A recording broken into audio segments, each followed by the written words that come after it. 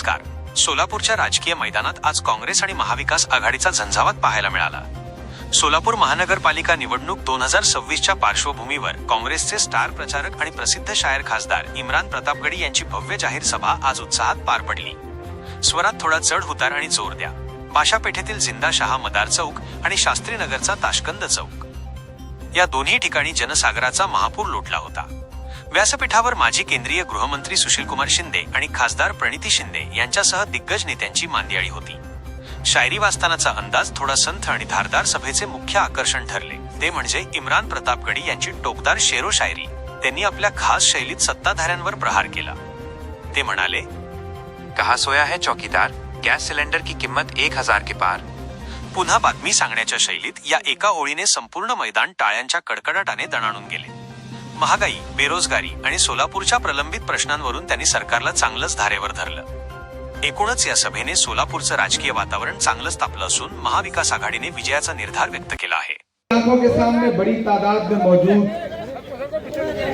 हमारे बुजुर्ग, माए बहने और नौजवान साथियों, मंच पर मौजूद आपके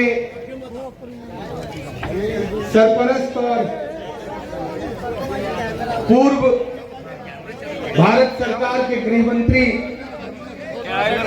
मोहतरम सुशील कुमार शिंदे साहब, आपकी लोकसभा की खासदार प्रणिती शिंदे जी, मंच पर मौजूद आपके चारों जो प्रत्याशी हैं, कैंडिडेट हैं, कुर्सिया मनियार जी, नसीम खलीफा साहब, शहजादी बड़े पीर और शोएब महागामी जी, मंच पर मौजूद अल्पसंख्यक विभाग के स्टेट के प्रभारी अहमद खान साहब, ख्वाजा बिलाल जी, कांग्रेस पार्टी के तमाम पदाधिकारीगण, आने वाली 15 तारीख को आपका जो स्थानीय सरकार है उसको बनने और बिगाड़ने का दिन है. वो आपको घरों से बाहर निकलना है और आपकी दबाई गई बटन, आपका दिया गया वोट ये तय करेगा कि आपकी गलियां, आपके घर के सामने की नालियां, आपकी सड़कें, आपका पीने वाला पानी और आपके शहर की खूबसूरती, उसकी साफ सफाई होगी या नहीं होगी. इसलिए आपको एक बात समझना है कि बड़ी साजिश के साथ, बड़ी प्लानिंग के साथ भाजपा और भाजपा के दोस्त आए हैं. इस बार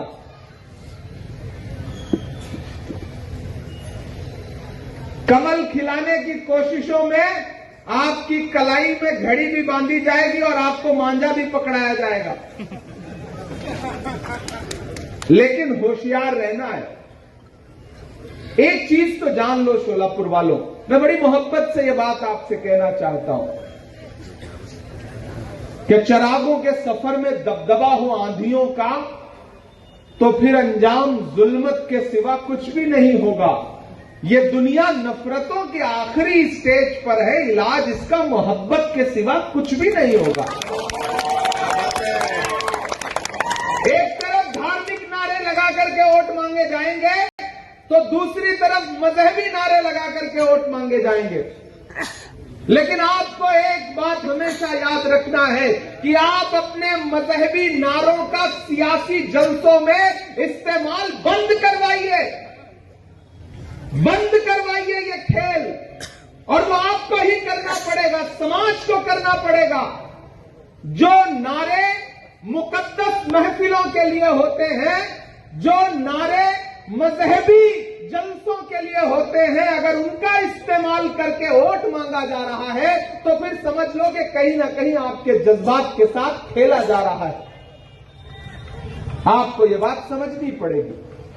सियासत और मजहब दोनों अलग अलग चीजें हैं. अगर कोई इसका घालमेल कर रहा है और घालमेल के जरिए आपका वोट लेना चाह रहा है तो समझ लीजिए कि वो असल मुद्दों से आपको भटकाने की कोशिश कर रहा है। इसलिए मैं एक बार फिर आपसे अपील करूंगा साथियों, ये जो चारों नाम आपके बीच में हैं, कुत्सिया मनियार जी, नसीम खलीफा जी, शहजादी बड़े पीर जी, शोएब महागामी जी और माशाल्लाह प्रणीति ताई, इस बात के लिए आपका शुक्रिया अदा करूंगा कि आपने जो दोनों हमारी महिला कैंडिडेट दिया है, माशाल्लाह दोनों हिजाब वाली हैं। कुछ लोग तो तकरीरों में हिजाब वाली को पीएम बनाने आए हैं। हालत यह है कि कॉरपोरेशन का इलेक्शन है, कॉरपोरेटर जितवाना है, बात प्राइम मिनिस्टर बनाने की हो रही है। तो इस खेल को समझिए। और हम तो कांग्रेस के लोग हैं, मैं तो फख्र से कह सकता हूं कि हमारी गुलबर्गा की जो एमएलए है कनीज फातिमा साहिबा, माशाअल्लाह वो हिजाब वाली भी है, नकाब वाली भी है। लेकिन मैं बाकी साथियों से कहूंगा जो प्राइम मिनिस्टर बना रहे हैं कि भैया पहले एक एमएलए, एक आमदार तो हिजाब वाली बनवा लीजिए, उसके बाद प्राइम मिनिस्टर बनवाइएगा। इसलिए किसी मजहबी और धार्मिक नारे के चक्कर में मत आइए। कोई आपसे घड़ी पहनाने के लिए आपके बीच में आए तो समझ लीजिए वो आपको टोपी पहना रहा है। बस टोपी इस बार हाथ की जगह कलाई में पहनाना चाहता है। इसलिए किसी झांसे में मत आइए। और ये जो हमारे चारों कैंडिडेट हैं, इनको चुन करके आगे पहुंचाने का काम करिए। प्रणीति ताई के हाथों को मजबूत करिए, सुशील कुमार शिंदे साहब को मजबूत करिए। और चूंकि मैं भी आपका खासदार हूं तो मेरा भी आप पर हक है। और ये जो चारों आपके कैंडिडेट हैं, भले ही यहां पर फडणवीस साहब और अजीत पवार साहब की हुकूमत है, लेकिन ये हमारे चारों नगर सेवक चुने जाने के बाद यतीम नहीं रहेंगे। इनकी बाईं तरफ लोकसभा का खासदार खड़ा होगा तो दाईं तरफ राज्यसभा का खासदार खड़ा होगा। ये कहीं से भी कमजोर नहीं रहेंगे। इसलिए मैं आप सबसे गुजारिश करता हूं साथियों कि आपने खूब जज्बात में भी बह करके वोट दिए हैं। आपने नए नए झंडे भी पकड़ लिए हैं, लेकिन आखिरकार आपको भी यह समझ में आ चुका है